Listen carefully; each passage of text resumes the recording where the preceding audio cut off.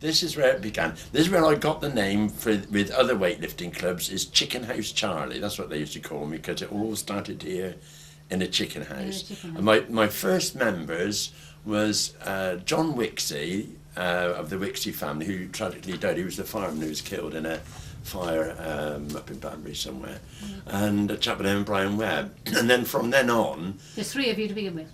Yeah. Yeah. Yeah. And then from then on it grew quite fast, because there was a boys club in Bampton in 1947-48 time, but that ceased in the early 50s, so there's nothing for young lads to do. And then I managed to get people like Jimmy Townsend, Michael Bowden, Mansell John. There's a whole group of teenagers that were very keen to do something. Yeah. Are these all the same? Are these contemporaries? Are they the same age? Or No, they're younger. Yeah, They're quite a bit younger, probably 10 years younger. So let me just ask, how old were you when you started this? I was 18 when I took up weightlifting. Yeah. Yeah, I was 18. So 18 when you started the club in the chicken house? Yeah. It became Chicken House Charlie. That's right. And your dad let you use this chicken house? Yes, providing I wanted a new window put in, and he said, yeah, you can have one if you pay for it. So Farmer and Stroud put the new window in for me. Yes. Because there was no boys club in those days in Bampton, there was very little for lads to do. And I remember one summer when I managed to get a lot of interest with the local boys, they would all come down here in the harvest time. Yeah. Well, Dad didn't mind us using these facilities, because the lads would go and help load up bales of straw, bales of corn, and that sort of bags of corn and all that sort of thing. Yeah. And so all these kids would have something to do. They would love driving the tractors and that. Didn't want paying for it. Yeah. And then they would come and have weightlifting in the evening. Yeah. And then the first thing I realised that you've got to do if you want to get anywhere in this world is publicity. And of course weightlifting was an odd thing. The reason I took up weightlifting I was going to ask you that. Yeah, I preempted that. I thought it might be to impress the girls, actually. No, not at all. Not at all. Okay. I was very shy in those days, actually. No, the idea, because Dad had just started up in business. He started up in business in 1948, and Terry and I could not have time off to do sports. I've always been a very keen sportsman. So cricket, rugby at school, providing it wasn't on a Saturday, I could do it. If it was on a Saturday, then that was it, forget it. And so I couldn't take part in village sports. It was team sports. And I thought, well, somebody had told me a lovely story. Albert Woodley had told me the story of a friend of his who was very, very strong, did terrific feats of strength, a person by the name of Brian Crew from Farringdon. And he introduced me to this Brian, and Brian showed me exercise to do, and I started off with a broomstick and 2 buckets of water. So when I lifted that up in the air, I then put some more water in, and then of course if I didn't manage it, then the place was flooded. Yeah, exactly. You had a few accidents. Lots of accidents. So that's how it started, and then the Christmas of 1956, Dad was convinced I really wanted to do it, and bought me a barbell set, and some of those weights are still in the Bampton Weightlifting Club to this day. That is a fantastic story at the beginning of it. Weightlifting is such a wonderful sport that you can measure improvement weekly. Fantastic. So John and Brian would probably manage £100 on for a couple of weeks, then fine, they can do 105 or 107.5. Yeah. So they would go and talk to their friends. And then straight away I had people like Jim Townsend, Robin Connaughton, Michael Bowden, Mansell John, all local kids. They would come along, and we found we had this terrific nucleus of young lads. So we then got ourselves registered with the British Amateur Weightlifters Association. Once we became members of the British Amateur Weightlifters Association, that enabled us, like judo, to get gradings. Yeah. So was 44 different recognised different ways of lifting a weight, of which you could get certificates for, depending on your own body weight. And so Bampton lads soon catched on to this, and they really started to enjoy themselves and get certificates for their achievements. And then I thought, well, we really want to push this even harder still.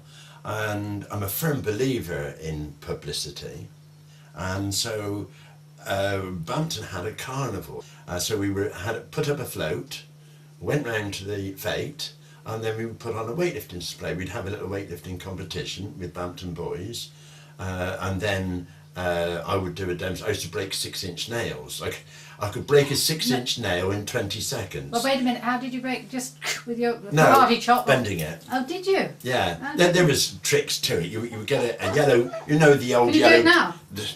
I can't get myself into a packet of biscuits to have in me coffee now. It's a different skill. but you get a yellow duster. You get a yellow duster. I got a hanky bit quick. Yeah. Say that was the old yellow dusters. Yes, yeah. Put it on your knee, and you get a 6-inch nail, and you start and roll it there, and you go like that. Turn that hand on there, that hand on there. That would protect your hands. Yeah. Then you would bend, straighten, bend, straighten, bend, straighten, bend. Grunting and theaticals? Oh, I put plenty of that in. Of course I did. You know me, Joe. And I would break 6-inch nails. But what I would do then, because I was trying to be impressive, you see. Yeah. What I would do then, I would say, there you are, it's broken, and hand it to somebody, and they'd take it. That end would be red hot. Like, oh! Yeah. But it's all part of the theatricals, and made people say, well, I'd like to become a weightlifter. Mm-hmm. And so the weightlifting club literally grew from strength, so much so that we were at Backhouse Farm here, we'd have to train out in the yard because there just wasn't the room in the chicken house. Certainly in the chicken house in them. Yeah. But Dad let us use the bigger barns then, and we could have lights on in the window. Yeah. Yeah. But that's how it started. And then let me just ask, any girls belonging at this stage? At that stage, no. Yeah. At that stage, no. But what happened, as time went on, the Bampton Weightlifting Club just got bigger and better and stronger and well known. It started to win lots of trophies, lots of championships. I think about 1962, we won every class in the South Midland Championship. So it was the bantamweight, featherweight, lightweight, middleweight, light heavy, mid heavy and heavy. What were you? Was all won at that time. I was lightweight, yeah. Under 10 stone 8. Weightlifting is like boxing in different class weights. Yeah. And I was South Midland champion for 14 years, and I managed to do it in 3 different classes. I started off as a lightweight, and then I went up to middleweight, and then I did it on light heavy. It's quite funny really, because when you were trying to get under the weight, we say middleweight 11 stone 11 and a quarter. So you go to the championships and you weigh in, and maybe you're 11 stone 11 and a half, and you say, can you give me a bit more time, ref? And you go and you'd sweat away and you wriggle it all off and jump up and down and come away in again and wipe your dry yourself, good drying, and run water on your wrist to make you go to wee so that you can get rid of as much liquid as you can, and then you would probably weigh in 11 and a quarter. But on the time I wanted to weigh in at over 11 and a quarter to become a light heavyweight, I had to do the reverse, and the referee wouldn't let me. I said, well, I want to be a light heavy. He said, well, you can't. You mean? I said, I want to be a light heavy. So I drank water to put stuff in. He said, you can't do that. And so I weighed in again, and a friend of mine got a glass of water and balanced it on the scales behind my foot so the referee couldn't see it. And I've been a cheat all my life, Joe. Well, that's the story. I hope they're not listening now. So that's how I won the light heavyweight championships of the South Midlands. But what we did a lot of was travelling around. Yeah. We took on Bristol, we took on Birmingham, we took on top teams from London. We went all over. What we used to do was to get a bus, and old Len Hughes, yes, I remember right? that, yeah. Len would take us to Bristol Weightlifting Club. Yeah. The wives and girlfriends and kids and families in general, they would go to the zoo. Yeah. We would do the weightlifting. Yeah. If at the end, then we would get together again and go to Spillers. The bloke who ran Bristol Weightlifting Club was well in with Spillers, and we would have their facilities for their ballroom there would be a band and everything, and we'd all have a dance and whatever. Fantastic. And then come home in the evening, the whole family together. Okay, we're in the 50s now. No, beginning of the 60s. How many in your when you say you're all going off to Bristol? How many weightlifters have you got going? I would say at that time we were about 25. Yeah, and all championship material. All championship material. It's Yeah. fantastic, isn't it? All good kids. At one stage in the early 60s, because in 1963 I wanted to earn a bit more money, and my dad said, well, if you want some more money you better go and find yourself another job as well as farming. I started to teach weightlifting as a peripatetic instructor with the Berkshire County Council. Yeah. So I taught at Farringdon Youth Club and Shrivenham Youth Club. Gloucestershire County Council got to hear about me, and I also taught at Gloucestershire in Bolton-on-the-Water. Yeah. So I'd done a lot of teaching. Now there's no youth clubs in Bampton in those days. I had a lot of followers weightlifting, and Dad had an old Land Rover, a Land Rover pickup type Land Rover. And all these kids from Bampton would pile in the back, and we'd go, boys and girls, and we'd clear off to Shrivenham or to Farringdon. In fact, one of the Bampton girls actually married one of the Shrivenham boys. Well, I think he came from Farringdon, but that's Wherever, so already the Bampton kids was beginning to get out and about and go to other clubs.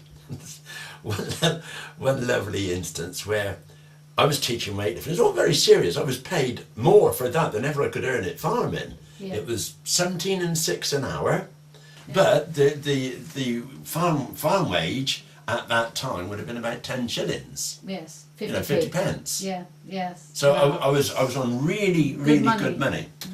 So it was serious for me, and plus of course I did actually get one boy from Shrivenham and one boy from Farringdon Youth Club to become British champion.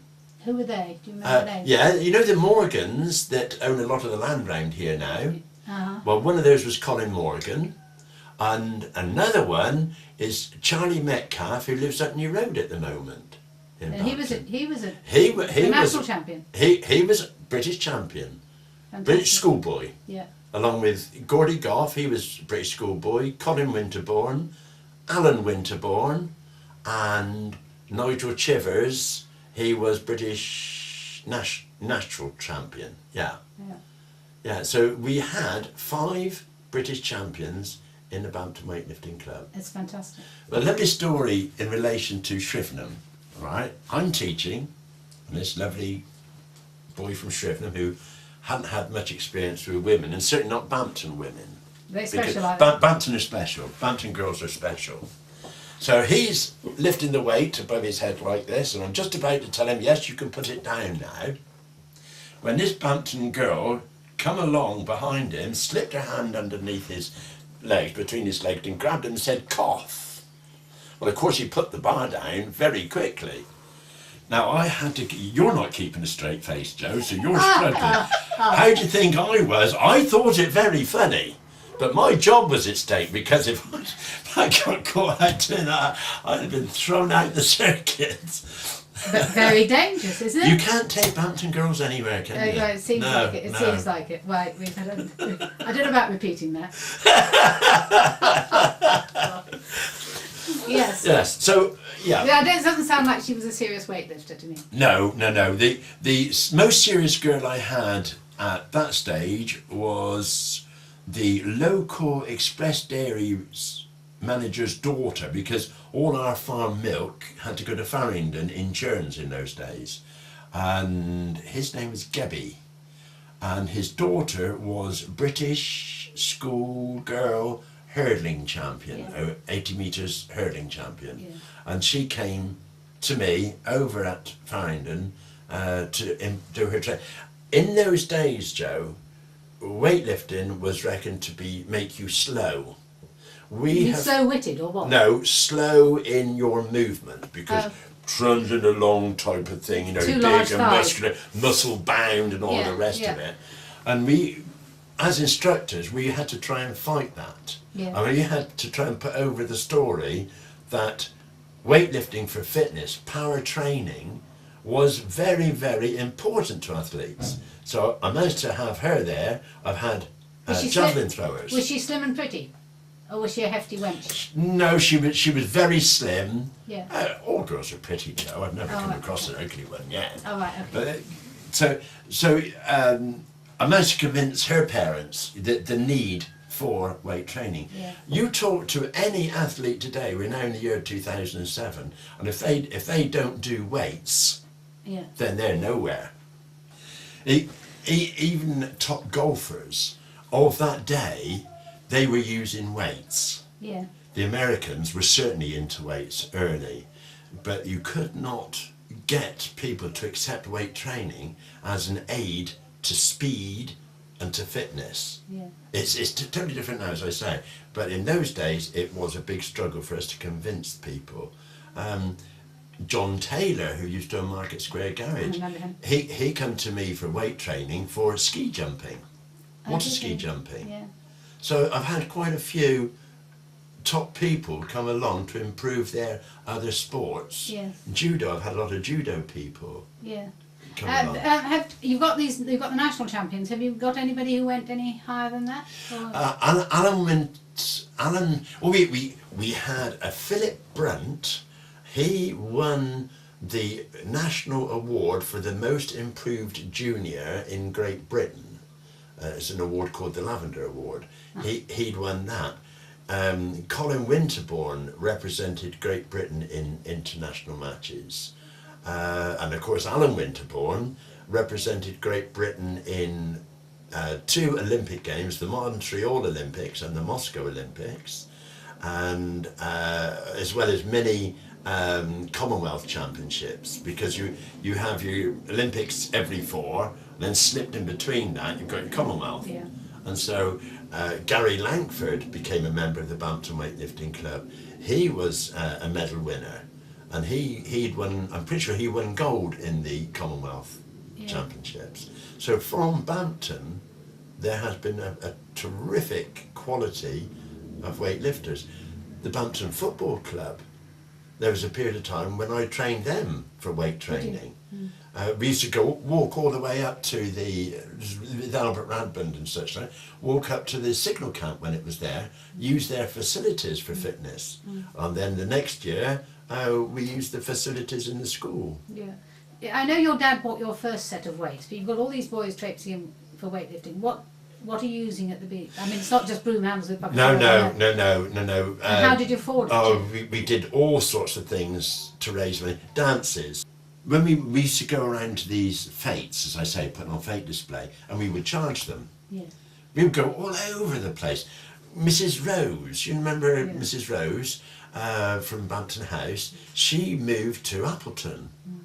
And the day we put in a brand new concrete floor in our gymnasium, because by then we'd moved to Lou, put a brand new floor in the morning, and we went put on a weightlifting display at her fete at Appleton. Alvescott, Carterton. I broke a South Midland record at Carterton, and the referee was there, and we had to take the weights and me around to the co-op, where I had to get undressed in the co-op and weigh on their scales to prove that I was under the required weight limit, and also that the weights weighed correctly. So the headline. Just go back. So you got. How old are you when you get this? When you make this? That record. Record. I would say 23. 23, and you lift how much? 200, and I think that on that occasion was about 280 pounds. Yeah. But of course, youngsters are doing a lot more than that. Are nowadays. They? Oh yeah. Yeah, you'd be surprised what they're doing nowadays, these kids. But yeah, so fundraising. So we would then put on dances to raise money. I got a thing there somewhere that says Ali and the Condors played. They're from Bolton on the Water, and they played in Bampton WI Hall. And all the kids and the girlfriends and wives, we'd have a smashing dance of an evening in the. And there's never any trouble, because you had big weightlifters. If there's any trouble, they were gone. You know? You've got your own belters. Well, they're built in, weren't they? Yeah, absolutely fantastic. Yeah. And it was lovely. It was Bampton. It was a lovely atmosphere in that era. Absolutely fantastic. And then the wives of the weightlifters, they got together because we wanted to raise money for an international bar, which on today's values would cost you about £1,000. To get the same thing today would cost £1,000. And they all got together, so we had jumbles in the WI Hall. Yeah. And that's a good thing to have. In those days, all they're queuing about outside the doors, you're up the door and there. Our bouncers were more scared of the housewives coming in to get the jumble than ever they were of boozed up dancers. Yeah. So you managed £1,000, got your international bar. Yeah, got the international bar, and we went on from there. And it's in fact the bar is still in the club now to this day. Is it? The club now is at the back of the youth club. That's right. And what are the numbers like? Did you have a fluctuation in numbers? You always have a fluctuation. It's quite funny actually, Joe. You would get. I had lots and lots. I firmly believed in schoolboys. Yeah. I really loved to give schoolboys. They were so keen to learn, and you could get terrific improvement in a short while. And nothing breeds success like success. So when you say school, what age are we looking at starting? 13 and upwards. 13 and upwards would be the best starting time. Wouldn't Absolutely. Okay. Yeah, absolutely. So they're just starting to. And of course, what I must point out that this was the competitive sport of weightlifting. What's done at the Bampton Weightlifting Club now is not. It's power training. It's a totally different thing. It's muscle building. They do fitness training, etc. But it's totally different from the competitive sport of weightlifting. All right. All right. Do you approve? Do I approve of the change? Yeah. Not really. But there was no other way forward unless you've got a coach who's willing to devote pretty well his life to teaching. You ain't going to go anywhere. What the boys do with the weightlifting club now, they go there and they have their workout to make themselves bigger and stronger and fitter. Yeah. But what I was doing was the competitive sport, where you are given 3 on the actual competition platform. You are given 3 attempts to achieve your best poundage, or kilos as it is nowadays. In those days it was 3 lifts, so that was 9 attempts. Today it's 2 lifts, so it's 6 attempts. So in those days it was fantastic, the atmosphere, and you could, by choosing what poundage you were going to do, you could make your opponent have to go higher than you really wanted to if he wanted to stay with you. So there was a lot of wheeling and dealing. So psychological warfare. Terrific psychological warfare. Yes. Terrific. And the kids loved it, the school kids loved it. Yeah. So the kids would then find it by putting a bit of a quiff in their hair, they could attract the girls. And you girls are the downfall of many men. So what would happen? They chase you girls and off they go. And they don't come back to the club. Joe, compared to you and weightlifting, it's you that's going to win every time. I'm glad to hear it. Off the boys would go, right? And then about 8 or 9 years later, they come back with a pawn to say, "Hey Don, what can you do about this?" So yes, your numbers would fluctuate. Yes, so you lose them for a while. And actually, Joe, seasonal. After Christmas, everybody wants to get fit. So you would have a terrific influx of lads wanting to come weightlifting. Yeah. Come the summer, or come spring, Easter time, they've had enough of it. Yeah. Come June, July, holidays out, I want to look good on the beach, so they get training again. Yeah. Okay. And fade off. And come September, October, what am I going to do myself? I know what, I'll go back weightlifting. So you had the real enthusiasts who would even train on Christmas Day. Alan Winterbourne actually cycled all the way from Aston in that bad winter of 1963, would cycle up to Lou to train. That's what makes British champions. Somebody who's as devoted as that. Supposing I go along as an elderly lady now, right? Can they give me a regime to make me fit? I mean, can it take anybody? The Bampton Weightlifting Club, as it is at the moment, there are quite a few girls round there, but they are more the girls in the prime of life. Sorry, Joe. But having said that, my grandson, who has followed me into the business, he runs proper classes for girls much older than you, and very, very unfit, and he turns them into fantastic little athletes. Yeah, and that is done, but because it's more scientific now than it was in my days. You know, diet comes into it. Yeah. Whereas in my day, we used to drink lots and lots of milk, and powdered milk. You used to do all that to make yourself bigger and that sort of, and protein tablets, which was a form of drug taking, I suppose, really, because you were boosting yourself with all these things. But for me, the downfall of weightlifting was in the mid to late 70s, when drugs came on the scene and the steroids, and that totally ruined it for me. Bampton Club doesn't tolerate it, thank goodness. Yeah, yeah. But it was a bad time. Yeah, I know you had a special coup of Precious Mackenzie coming and visiting. How did that come about? Well, I suppose the most famous of all would be Darth Vader, Dave Prowse of Star Wars. He used to lift for Bristol Weightlifting Club, and so we used to go to Bristol, as I said earlier on, and Dave would be competing for Bristol, and he actually came to the WI Hall in Bampton, and there was 2 lifts to go. If I succeeded with my weight, he had to succeed with his to win.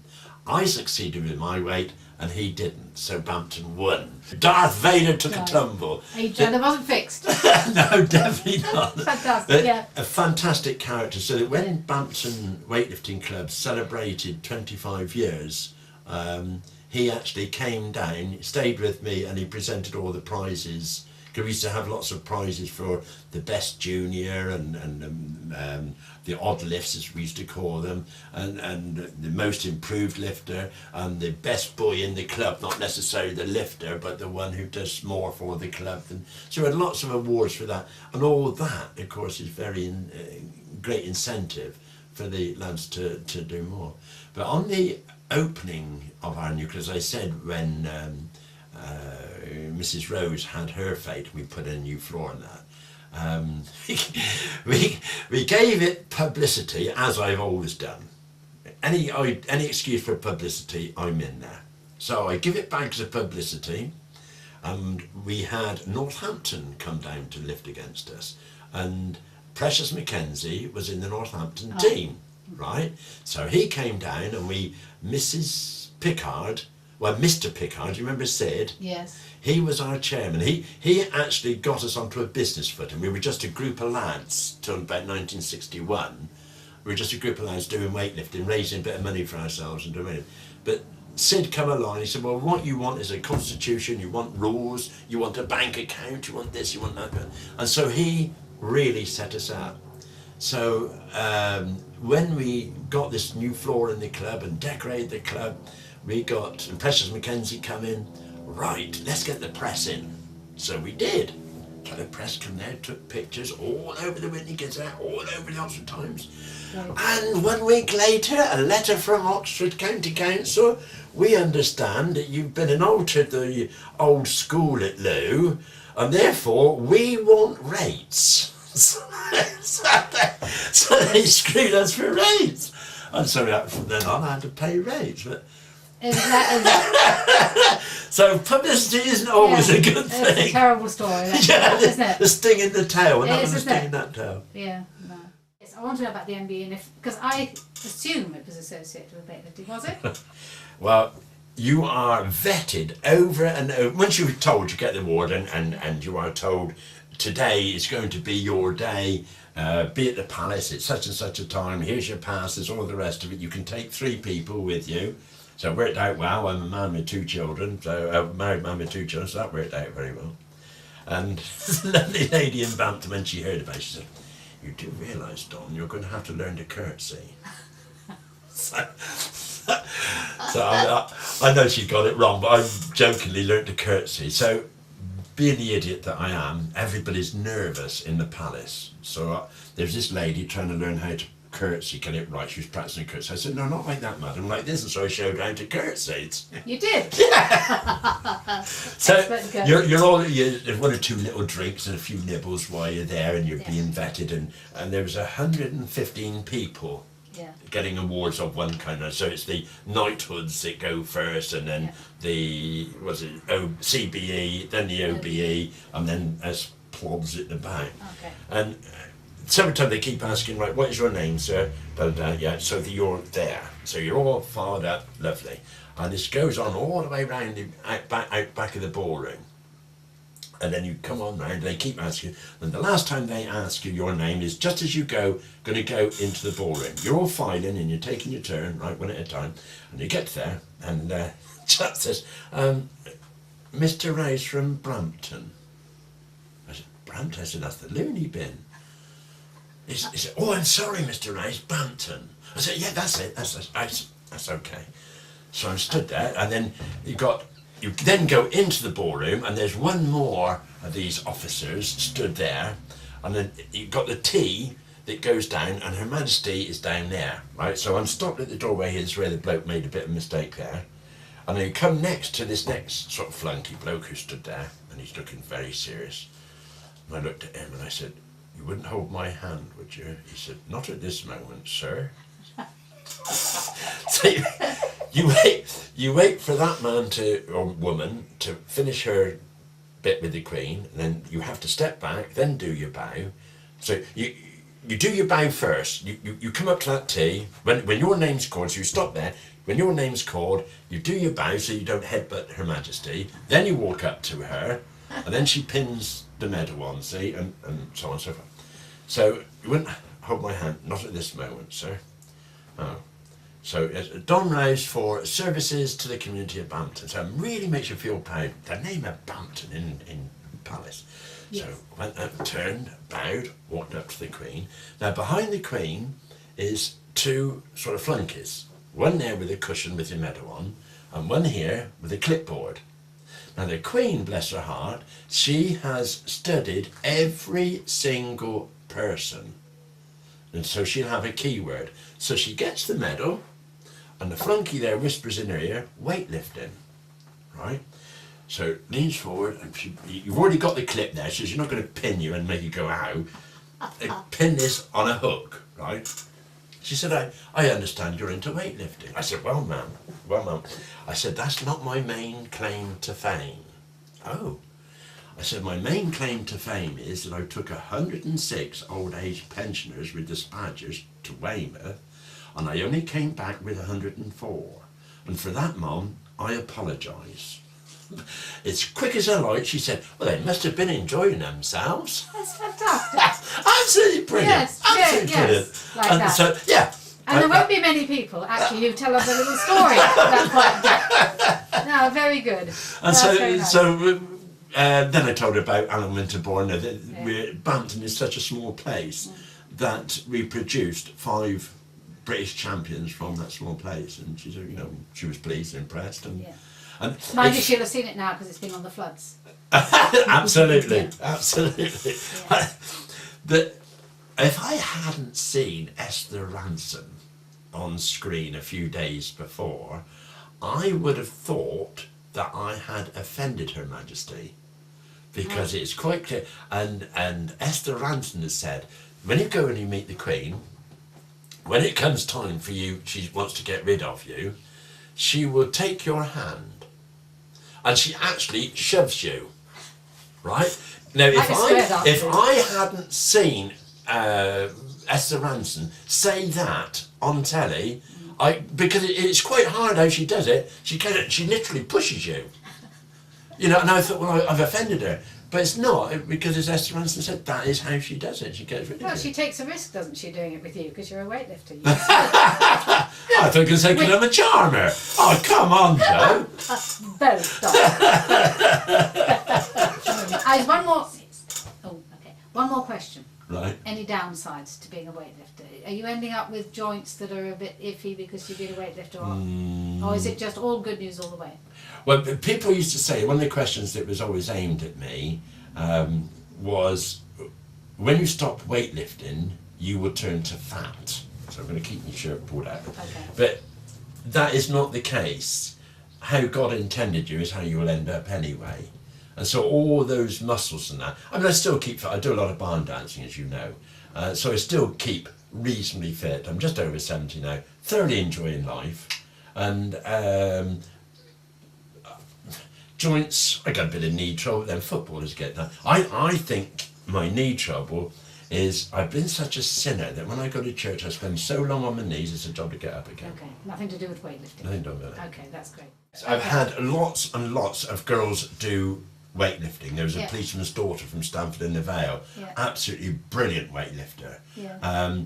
And in the era that I was involved as an instructor, I stopped instruction in 1985, was when I ceased to be an instructor. And there was quite a few girls, there was gradings for girls, like in judo, like I said early on in this interview, where you could get certificates for achievements at your body weight. In fact, I'll tell you, a lovely lady, Marlene Snow, Oh, yes. I've had her certified. You have had it, yes, right. Right, there we go. It's on record now. She did a fitness course that laid down certain requirements, and she achieved it. Both her and Roger got certificates for their achievements. But after 1985, there was more pushing for girls. I must actually tell you this, Bampton played a very, very big part in schoolboy weightlifting. The authorities that be would not allow schoolboy weightlifting to start with, and it was the Bampton Weightlifting Club, the Bristol Weightlifting Club, with the South Midlands Secretary Tony Medley, that pushed and pushed and pushed to get schoolboy weightlifting recognised, and we did. So that's something that Bampton, that's a feather in Bampton's cap. So it progressed to about late 80s when women started to come into it, and the World Federation accepted women weightlifters. And now, in fact, Alan Winterbourne, who was our star boy, he had produced a couple of British champions, or probably even more than that, British champion weightlifters. Women. Yeah. Yeah, yeah. And I think Alan is back teaching girls, a girls team now. Yeah. He is involved with teaching girls the competitive weightlifting. Yeah, yeah. Are you? How much are you involved in the club at the moment? I'm just a chairman, Just a chairman. and advisor if need be, and obviously I pay my subscriptions like anybody else. But well, if you think about it, Joe, that was 1956. It actually started here, and here we are, 2007. That's 50 years of weightlifting. It's 51 years of weightlifting, and I'm very proud to have been involved in part of it. Fantastic. It's a fantastic story. We're in a different venue now. We're not in the chicken house. No. We're going back in the world. Oh, absolutely. This is the youth club. This is the youth club. And you'll know this from before it was the Weightlifters Club. That's right. Yeah. Well, at Bampton School, of course. So Yeah. when I came here in 1943, this was Miss Farmer's. My brothers and my father, of course, had allowed the weightlifters to use their premises free since 1956. It's the chicken house and The the chicken barn. house and the barn, and then the club at Loo, Yeah. completely free of charge. Of course, when we came here, it's £1,200 a year we've got to find. So the Bampton Weightlifting Club was the first time that national television got involved with Bampton was through the weightlifting club. Yes. Hilda Pickard, who was the wife of our president, was so impressed with what all these young lads were doing, and felt that something should be done about it, because of course we were starting to win big trophies, beating Birmingham, Bristol, London, all that sort of thing. And she felt we deserved recognition, and so the ATV Today came down and they did about a 20-minute show.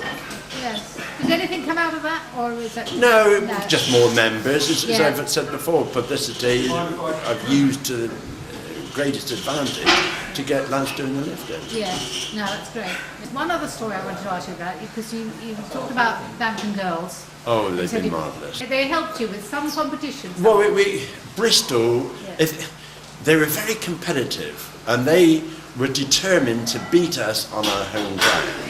And a junior in those days was under 20 years of age.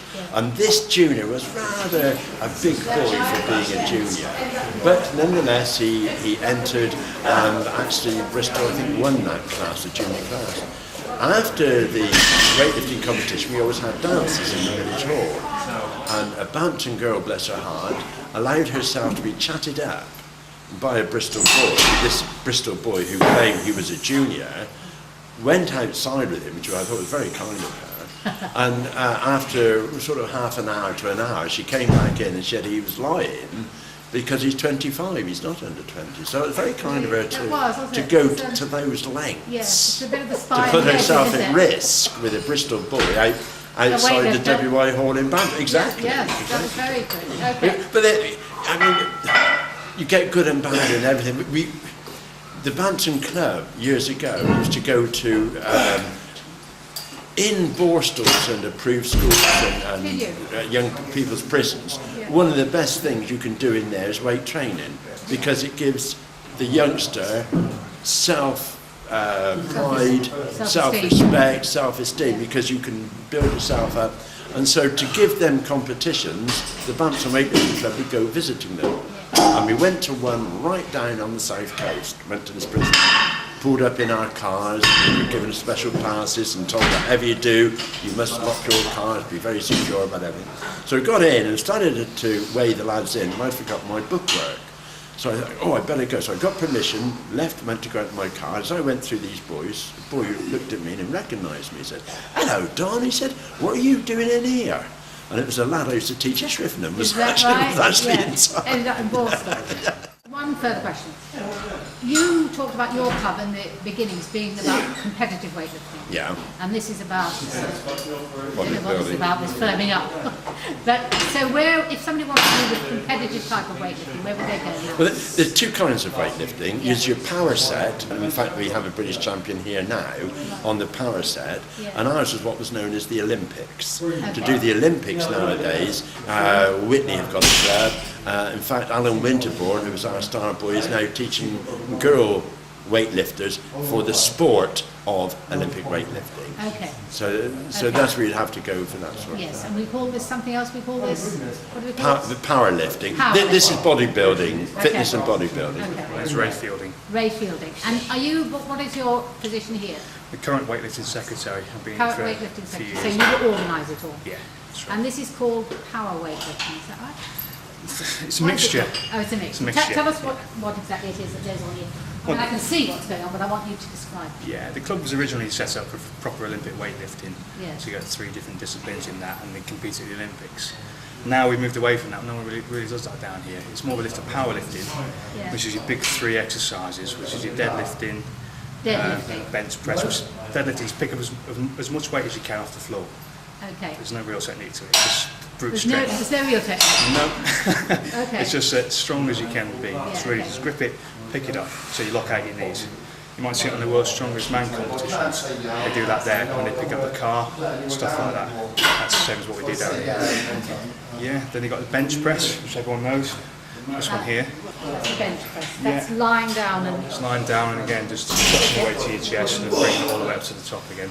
Okay. That's the other discipline. And the third is squatting, where you put as much weight as you can on your back. And, on your back? You have the bar across the back of your neck. That's right. Yeah, and you just squat down. Up again.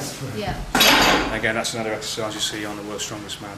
So you balance that bar across your shoulders, keep it there, but it's your legs that are doing the work, going down and coming up again. Legs, yeah. Okay. Maybe we'll get a chance to see examples of all that in a minute. Yeah. How did you get involved? Why did you get involved? Was it just to impress the girls? Absolutely. Sounds what we all do, yeah. Is that the truth all the way around? Is that what it's about? Yeah, it's mostly the same, to be honest. And are they impressed? Yeah, there's quite a few that are. Yeah. Oh, right. But you have to make sure you wear a t-shirt like better, don't you, to show it off? Well, we try. Yeah. Nowadays, everyone's getting slightly larger. The weightlifters tend to stand out a bit. The girls, so it's always good. Yeah. How many members do you have? Because I mean, this is quite busy now, and it's it's just typical for a Monday. Is it typical for a Monday? We've got about 35. We're getting on for 40 members. Yeah. That is fantastic, isn't it? Yeah, That's really it's fantastic. been quite steady the past few years actually. Yeah. There's quite a lot of interest in the club. Mostly from Bampton or from... All over the place. We're the only club within about 20 miles of Bampton with this level of equipment.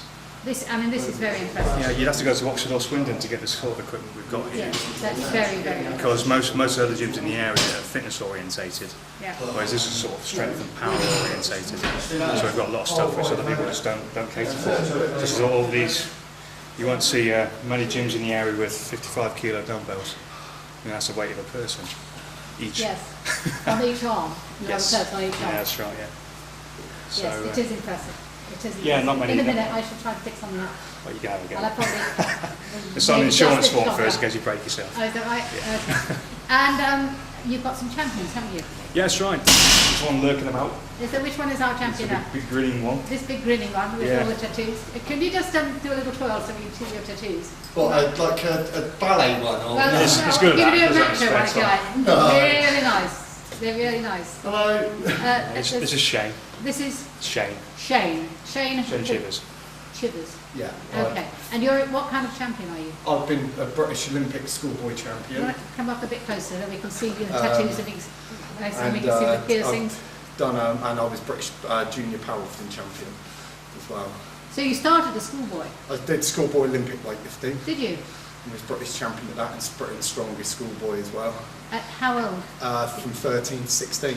You started at 13. That's quite young, isn't it?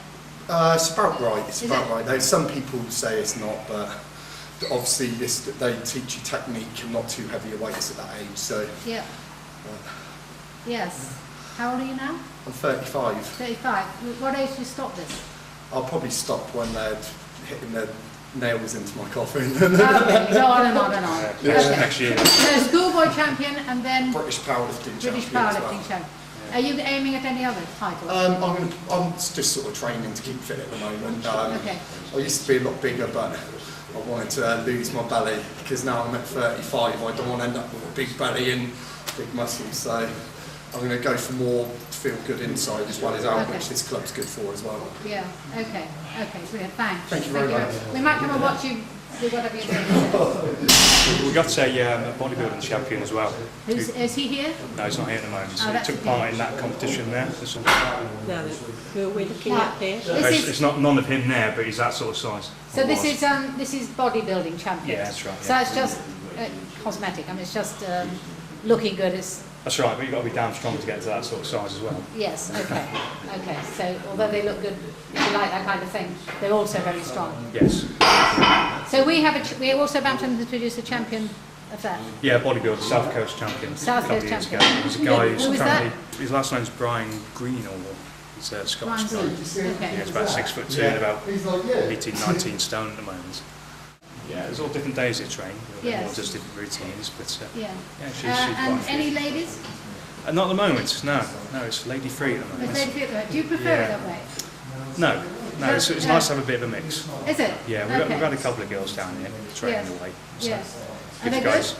It's not bad, it's mostly fitness, so it's slim and Yeah. not big muscles Yeah, or anything. yeah. So they keep themselves slim and toned.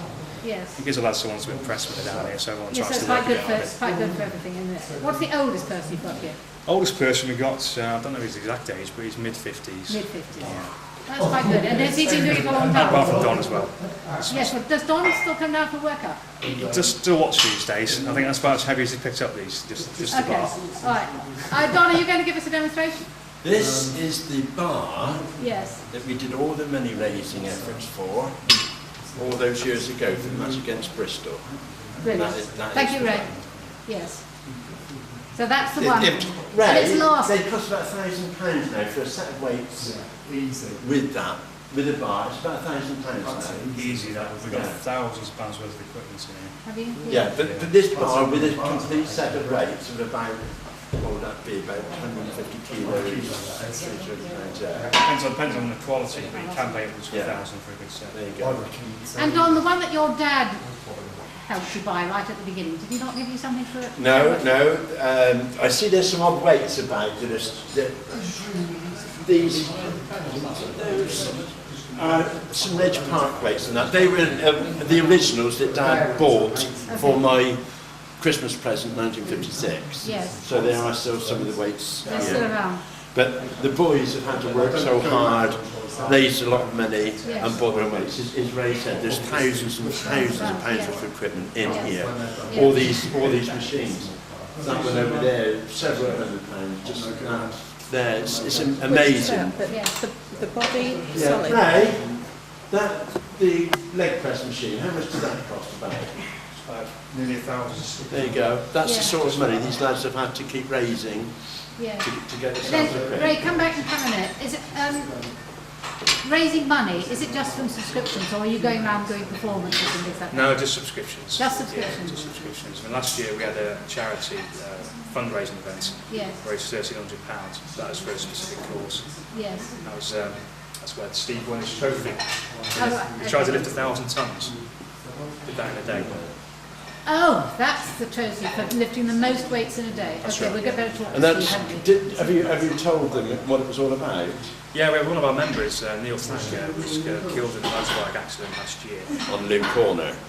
I didn't know that, right. So to do something for his mum and dad didn't want any flowers, or the charity they nominated was the air ambulance, Yeah. which came out to try and save him. Yes. But so it's privately funded, unfortunately. So Yeah. to keep them guys going, we lifted 1,000 tons in one day. In one day. We got sponsorship for it. One person lifted 1,000 tons. No, or between us. you. Between us. Is that because I'm so We had worried a about- million kilos of 1,000 tons, so it's quite a lot. A lot of bags of sugar is all I know. Yes. I think Yeah. Steve won. There's a guy skipping in the background. Yes, I think okay. it's Let's say it 120 again. tons. Steve Chivers. Steve Chivers. Steve Chivers lifted the most. You've got to say that. Yeah, he's got We'll big grin on his we'll face ask him now. in a minute. We'll have him in camera. Can we pan in on this guy skipping? Can you talk and skip at the same time? Yeah, That's fantastic. Can you laugh and skip at the same time? But one of the nice things about it, looking through all the pictures now that I've got in the records there, Yeah. the Chivers family have been a strong part of Yeah. Bampton Fete. Two of their uncles and their father, I'm just reading an article, in fact it will be on the screen, their dad was 18 when he started weightlifting for us. Yes. So we've got Steve and Shane. Two brothers, Chivers family, and your dad was there before you. Yeah, Jim Chivers. Jim Chivers. Bottom shop. What does that mean? Going into the shop after you. Just where I totally overloaded myself. I actually physically was a crying wreck where I put myself right through it, Yeah. really right through it. Yeah. And that day I actually squatted 270 kilo for 10 repetitions as well. I didn't change my training schedule whatsoever from my normal training session. I just went at it, all the heaviest weights I could possibly lift. I didn't lower my weights to try and get more reps in with extra weight. I just trained as normal, which was quite a good So thing. at what time of the day did you start? I remember, was it about 9, 10 9 o'clock? in the morning, I think. 9 in the morning, you finished what time? About 4. And we had a couple of quarter of an hour breaks in between. Yeah, it's pretty much all there. And then he went to shop. I'm not surprised. Yeah, mate, later on that night, Mum and Dad did a barbecue, Yeah. You would need it. and I couldn't eat anything. You couldn't eat anything. I just went and laid on the bed and cried. That's extraordinary. Yeah. Yeah, that is But extraordinary. I am a sucker for. I train quite gently, but if somebody throws a gauntlet down, then I'll take it on. Right. Without a shadow of a doubt. Okay. That's why I'm the strongest in the gym. Yes. I'm not going to sort out between these two. Sort it out later. Well, all the rest are laughing, so I that's got that too. Right, now the other thing I want to ask you, because I haven't seen tattoos like this before, so we've got to both in turn. So we'll start with Steve. Tell me about your tattoos. Well, my tattoos are done We'll do some by. close-ups if we can. It's done by a man in Oxfordshire called Curly Moore. Curly Moore. Curly Moore, that's his nickname, Curly. Andreas or something, his name is. I've known him since I was 16, lost contact with him, found contact with him, and then he's probably one of the best tattooists in the whole of York.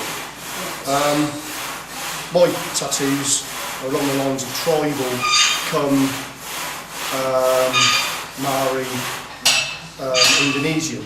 I try not to copy any directly, because I feel it'd be an insult to other people. Yeah. But the tattoo on my back, Yes. that's American Indian Oh, yes. artwork, and as you can see, it's got Costino right through the centre.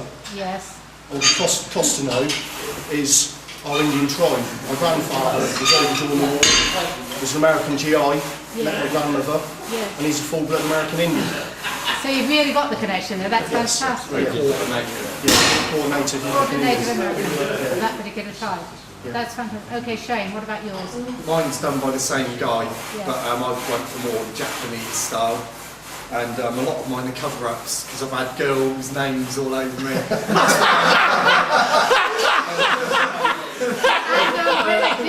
Did Steve have girls' names? No, it wasn't stupid enough. I'm the one that's a bit silly. How many girls' names? I've had one on my hip, that was Zoe, then another girl down my arm there. I've still got another girl's name there. And the next one I'm going to have is Idiot. I've got some more. Very nice. Joe, if I can say so, their father was also very colourful. Was he? When he was training with us, he had long hair. Yeah. Then he decided he wanted to have a Mohican. So he shaved there, and had this lovely Mohican. That must have been unusual in Bampton. Absolutely. Yeah. He got fed up with that and then shaved the lot off. And so there he was going along with 2 brown stripes and a white stripe, looking like a Wessex saddleback. But another thing about their dad, he was a fantastic character, and when he could whistle just like a blackbird, and he could mimic a blackbird. Yeah. And when he got the weight above his head, at big competition, we said, right Jim, give it the blackbird. And he'd hold the weight there and he whistled like a blackbird. Well, if the referees were in any doubt about it, they were just curled up laughing and they gave him the lift. Yeah, they deserve it, yes. So they're a colourful family. Yes. Absolutely brilliant. And you're really good too. I mean, it's just not being posers. No. It's really good, worked really hard at it, it's fantastic. Well, I was going to compete in a bodybuilding show this year, which was a couple of months ago, but I actually tore my bicep off my arm, so I had to undergo a big operation. So it seems like every year I'm going to compete, I have an accident. So, And if you do this, the bodybuilding, they don't mind tattoos in that?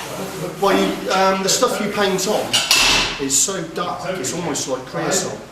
Even the black bodybuilders paint themselves with it, because the blacker you are, the better it shows off muscle definition. So the tattoos would be just hidden. But I'd rather do strongman, to be honest. I have learnt so much today, you know. It's unbelievable. It's fantastic. And you've all been wonderful because they've talked about it. You know, it's fantastic. It's been a real pleasure having you come down. Thank you. Thank you. I think it's great, and I think actually Bampton will love it. Bampton won't see it. Bampton Film Club won't see anything like this.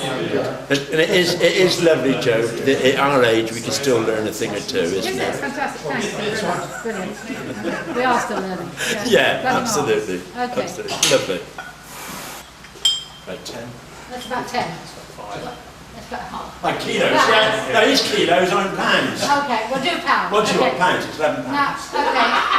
So what should I do with this? I should go up like that? You need to, really. You need to balance yourself. It's another one. We can't have Joe be an unbalanced lady in our gym. Okay, am I training? What am I supposed to do? This. Okay, if I can do it, am I supposed to do both? And the other one, that's right. And alternate. I can see the effects already, Joe. I should be... You're looking at the biceps. Oh, sorry. Okay. Okay, go to the next range up. Let me just see it. She's on filming it. Oh, she is! Oh, that's how I left. You don't behave yourself, he's never done that in his life. He's going to get an X certificate, Joe. Give me the next one up. Next one out. Next one up. Unfortunately, he doubles in size because nobody really uses these. Probably not. You can lift it. Joe. Give me the other one to balance. Yeah, you can swear in here, Joe. That's just done. I don't think I can do No. Wait a minute, I can get up to I can do that. But that's not right, is it? Then give it the healer. That's, to be fair, that's 1.5 stone you got now. Is it? Well, no way. No way. You showed willing. I showed willing. But then that makes it more... Okay, go on, let's see you.